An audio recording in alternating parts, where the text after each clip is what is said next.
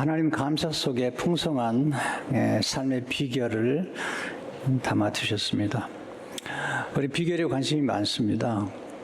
성공한 사람들을 만나면 성공의 비결을 물어보기도 하고, 또 재산을 꽤 오래 지킨 분들을 보면 어떻게 지켰는지 그 비결을 여쭤보기도 합니다. 또 장수의 비결을 여쭤보는 분도 많겠죠. 저는 젊은 목회자들을 만나면 제게 목회의 비결이 뭐냐고 물어봅니다. 제가 책을 읽어보시라고 그러면 책 속에 담겨 있다고 얘기해도 믿질 않습니다. 책에 쓴 거 말고 감추어둔 영업 비결을 알려달라고 얘기합니다. 비결이란 반드시 감추고 전수되는 중요한 기술이나 방법을 의미합니다. 비결이란 은밀히 전수되는 비법이나 처방을 의미합니다. 놀라운 사실은 비결은 생각보다 단순한 것입니다. 행복의 비결 너무 단순한 것입니다. 우리가 다 아는 것입니다. 하지만 실천하지 않고 있는 것입니다. 우리 삶을 풍성케 만드는 삶의 비결이 무엇일까요? 감사합니다. 다 알고 있습니다. 그러나 실천하지 않는데 문제가 있는 것입니다. 바울은 하나님의 뜻을 얘기하면서 오늘 본문에서 16절, 18절에 이렇게 말씀하죠. 항상 기뻐하라. 쉬지 말고 기도하라. 범사에 감사하라. 이것이 그리스도 예수 안에서 너희를 향하신 하나님의 뜻이니라. 이 세 가지는 돈이 들지 않습니다. 많은 지식이 필요하지도 않습니다. 선택하고 결단하면 언제나 어디서나 실천할 수가 있습니다. 하나님의 뜻을 여쭤보는 분들이 많은데 가장 중요한 하나님의 뜻 중 하나는 항상 기뻐하고 쉬지 말고 기도하고 범사에 감사하는 것입니다. 이 세 가지만 잘해도 우리는 행복할 수 있고 경건할 수 있고 가정을 지키고 교회를 지킬 수가 있습니다. 왜 수업을 받아야 할까요? 쉽지 않기 때문입니다. 쉽지 않은 것은 꼭 배워야 되고 코치를 받아야 되며 훈련해야 됩니다. 그것도 지속해서 훈련해야 되고 반복해야 됩니다. 오늘은 감사 수업을 중심으로 기쁨과 기도와 연결시켜서 말씀을 드리겠습니다. 감사란 뭘까요? 첫째로 감사란 받은 것을 받았다고 표현하는 것입니다. 너무 당연한 것입니다. 그러나 이 당연한 것을 표현하는 사람들이 많지 않습니다. 어떻게 가능할까요? 첫째로 감사하기 위해서는 받은 것이 무엇인지 깊이 생각해야 합니다. 감사하다는 영어는 think입니다. 이것은 think, 생각하다에서 나왔습니다. 감사하기 위해서는 생각해야 되고 깊이 생각해야 됩니다. 우리는 받은 것이 너무나 많은데 생각하지 않으므로 감사하지 못하고 살 때가 많습니다. 감사하는 사람은 생각하는 사람입니다. 그리고 깊은 성찰을 하게 되죠. 그리고 감사하게 되면 거룩한 지성이 개발되는 것을 보게 됩니다. 두 번째, 감사하기 위해서는 받은 것을 받았다고 인정할 줄 알아야 합니다. 인간의 모습은 받은 것을 알면서도 받았다고 인정하지 않으려고 하는 것입니다. 이유는 두 가지입니다. 하나님 교만 때문이고 하나님 자존심 때문입니다. 받은 것을 받았다고 인정하는 것은 굉장히 겸손한 사람의 태도입니다. 어떤 분들은 받았지만 받았다고 인정하고 싶지 않은 까닭은 자존심이 상할까 봐 그렇습니다. 우리가 부모님께 받은 은혜가 얼마나 크고 또 스승들께 받은 은혜가 얼마나 큽니까? 그것을 알고 인정할 줄 알아야지 감사할 수 있습니다. 감사하면 아름다운 성품이 형성됩니다. 감사하는 성품 자체가 아름다운 성품입니다. 또한 성숙한 성품입니다. 세 번째, 감사하기 위해서는 받은 것을 기억할 줄 알아야 합니다. 성경은 기억을 강조하죠. 근데 우리는 받은 상처는 깊이 가슴에 새겨서 기억하지만 받은 은혜는 쉽게 망각합니다. 우리는 다른 사람에게 상처를 입힌 것은 쉽게 망각합니다. 다른 사람에게 은혜를 베푼 것은 오래오래 기억하려고 합니다. 그리고 우리가 베푼 은혜를 받은 사람이 망각할 때 섭섭해하고 분노합니다. 감사를 정말 잘하는 사람들은 기억력이 좋습니다. 특별히 하나님께 받은 은혜를 망각하지 않고 기억합니다. 다윗은 하나님의 은혜와 은택을 망각할까 두려웠습니다. 그래서 스스로에게 얘기하죠. 하나님께 받은 은택을 잊지 말라고. 시편 103편 2절로 들으면 내 영혼아 여호와를 성축하며 그의 모든 은택을 잊지 말지어다. 그리고 그가 받은 은택을 구체적으로 감사하며 나이라고 했습니다.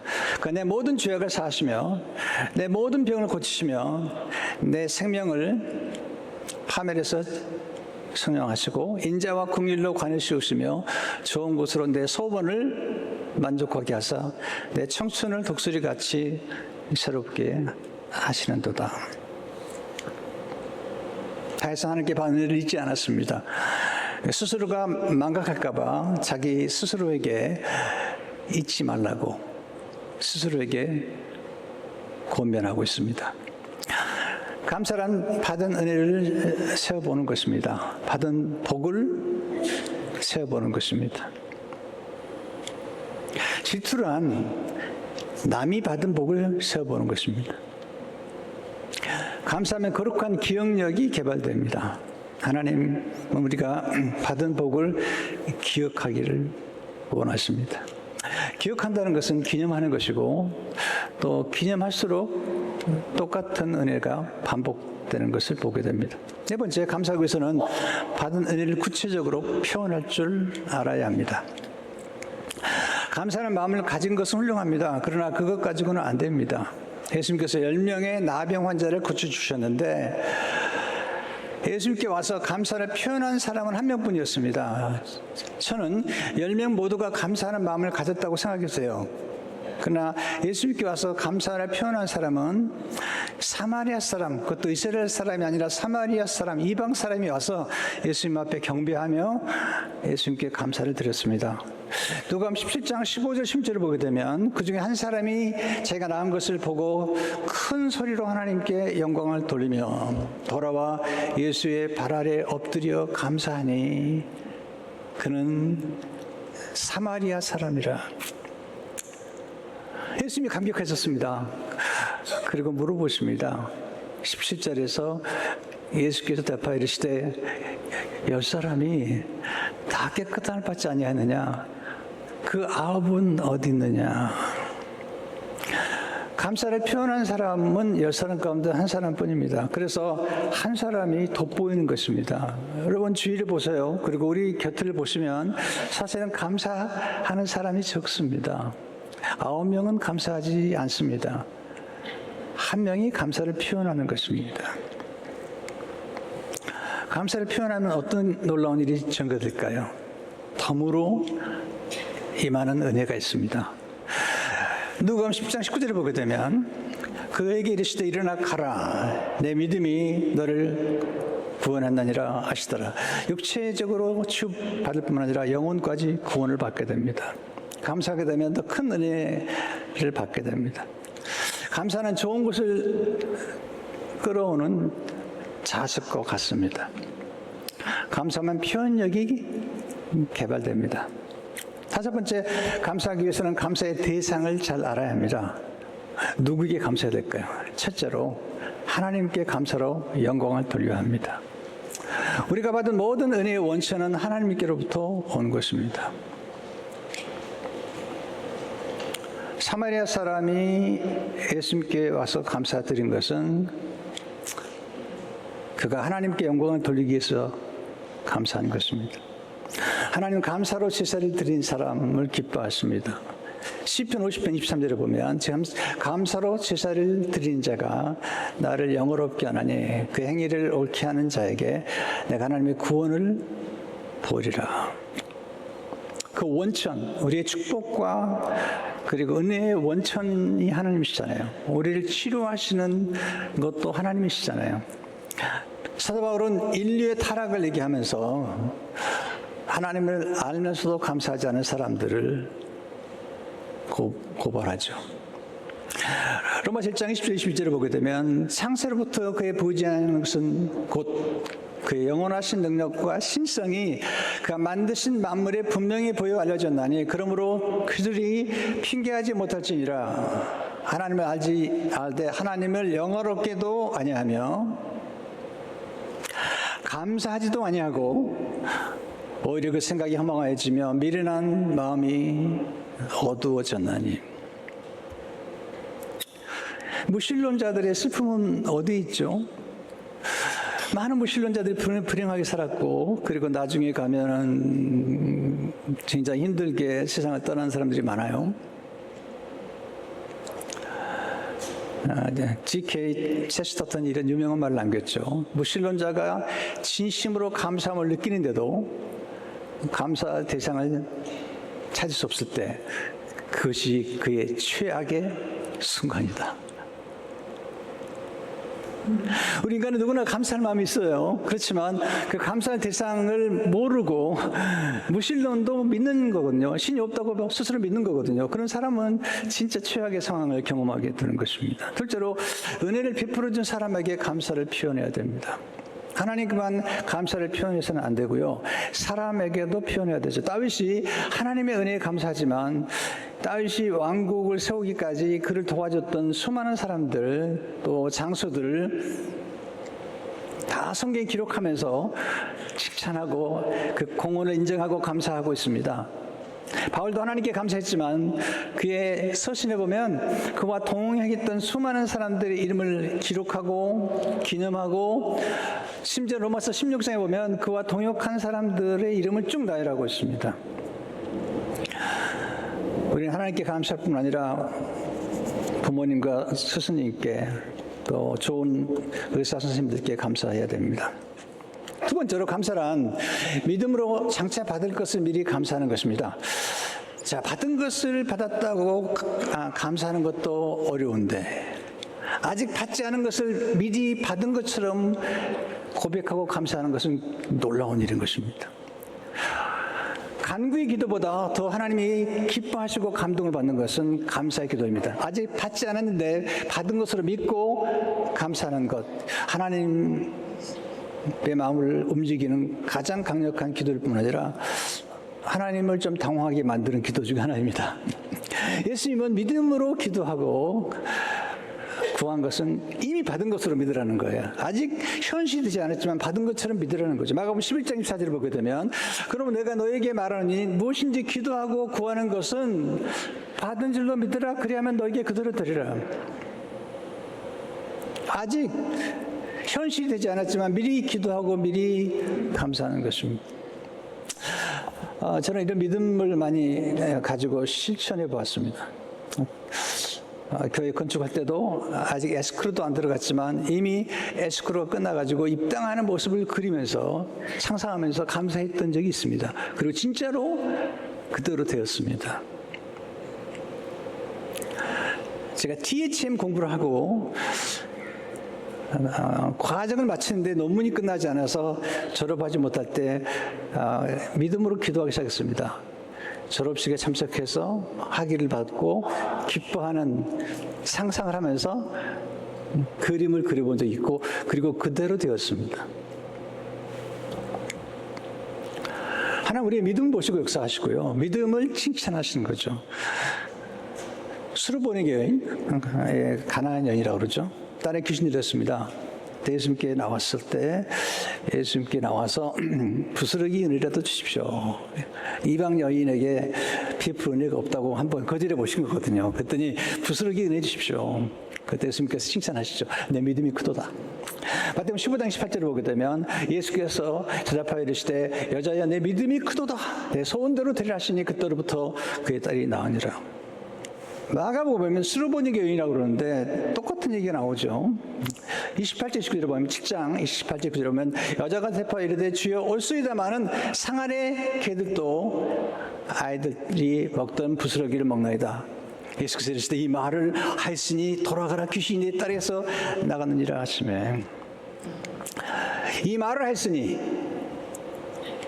돌아가라 귀신이 내 딸에서 나갔다. 엄마의 말이 얼마나 중요한지 몰라요.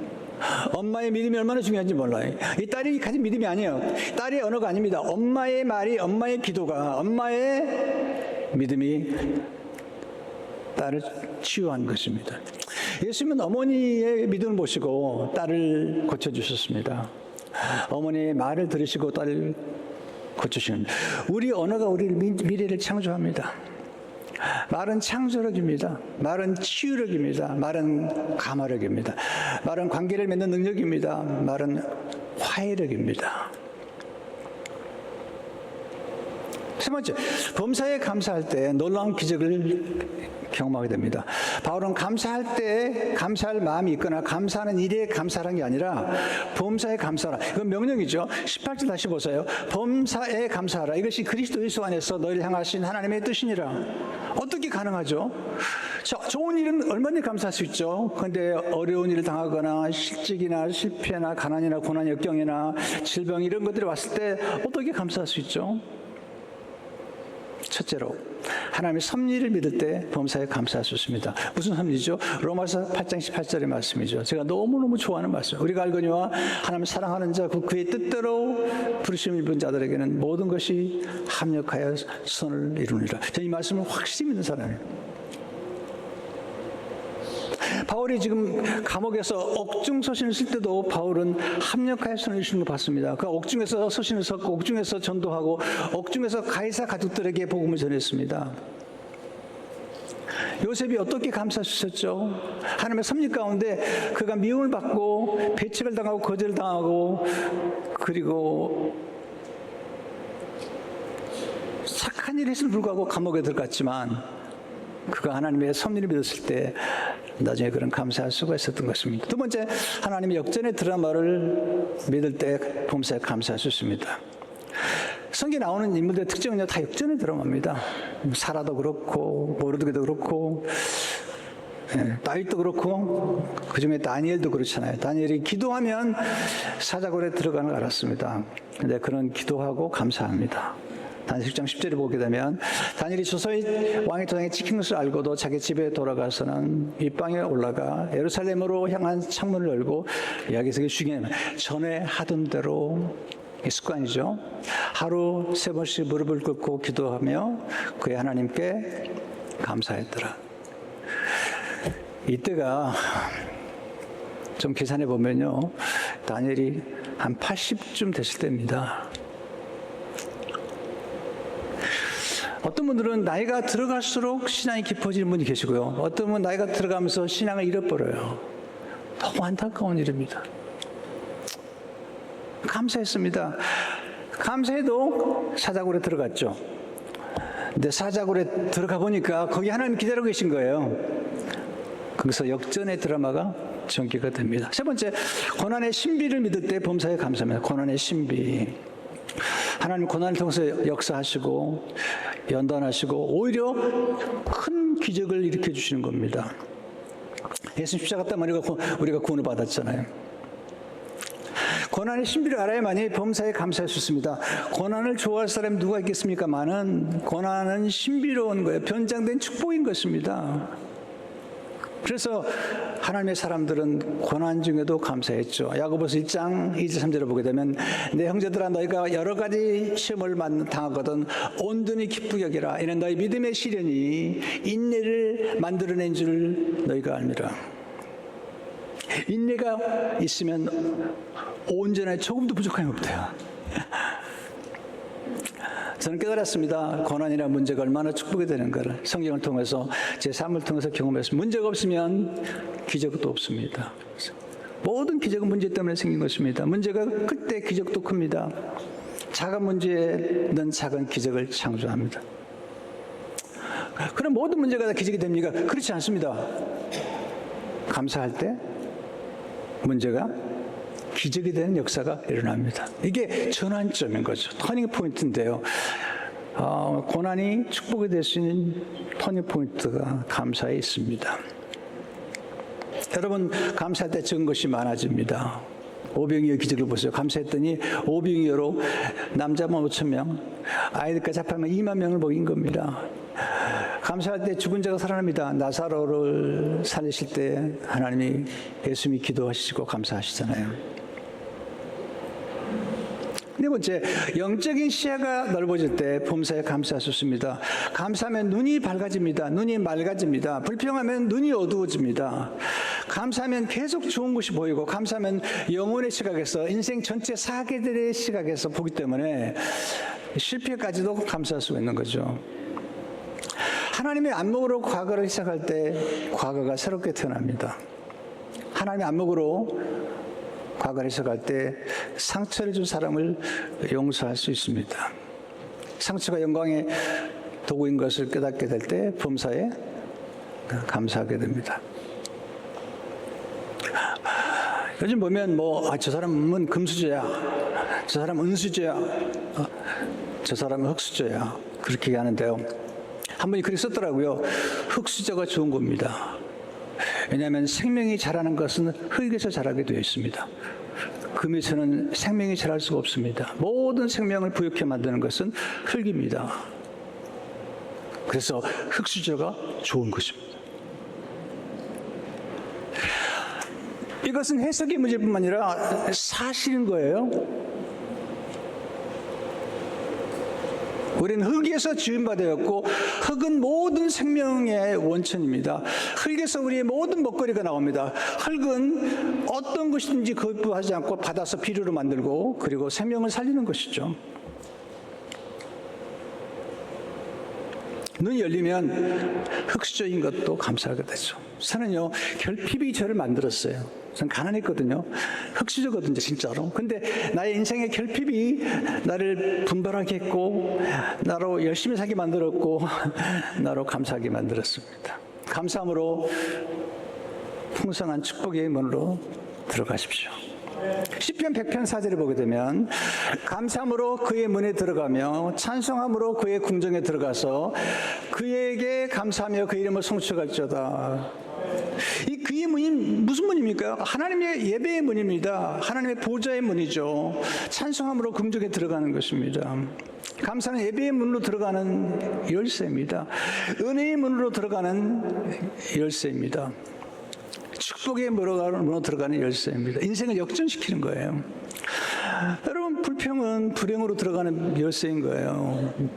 그래서 불평이 좋지 않은 겁니다. 불평할 수밖에 없는 인간을 알긴 하지만, 여러분, 도움이 되면 하라고 그러겠죠. 그런데 불평을 위해서는 공부할 필요가 없어요. 훈련도 필요 없습니다. 감사는 필요해요. 저는 고통스러운 상처를 받은 적이 있습니다. 그런데 원망하지 않기로 선택했고 감사했습니다. 용서했습니다. 오히려 저를 아프게 했던 분들을 만나서 그분들에게 용서를 구했습니다. 더 사랑하지 못한 것을 용서해달라고. 그리고 1년 동안 감사의 글을 쓰면서 제가 치유가 됐습니다. 그리고 저의 고난과 상처가 하나님의 섭리 아래에 있었다는 사실을 깨닫게 되었습니다. 그러면서 새로운 교회가 시작됐고, 새로운 땅을 주시고, 또 놀라운 은총을 베풀어 주셨습니다. 감사의 습관이 제일 좋은 습관입니다. 어떻게 형성하죠? 감사 노트를 쓰십시오. 생명의 삶 구입해서 거기다가 묵상도 쓰지만 하루에 3가지 감사 제목을 쓰십시오. 그러면 감사의 근육이 형성됩니다. 여러분, 근육이 필요하죠? 네. 근육이 있어야만이 범사에 감사할 수 있는 거예요. 감사할 수 있는 일에만 감사하려면 근육이 필요 없습니다. 이게 형성이 되려면 감사의 노트, 감사의 일기, 그리고 감사의 기도를 드리십시오. 예수님 십자가 앞에서 감사했잖아요. 예수님 체유 만찬에서 감사드렸잖아요. 예수님은 감사로 십자가의 문을 여셨습니다. 그리고 부활의 문을 여신 것입니다. 십자가의 고난이 없었다면 우리는 영생이 없습니다. 오늘 사도 바울은 범사에 감사하라. 그때 기쁨이 따라옵니다. 범사에 감사할 때 쉬지 않고 기도하는 은혜가 주어지는 것입니다. 감사를 통해서 풍성한 삶을 누리시기를 축원합니다.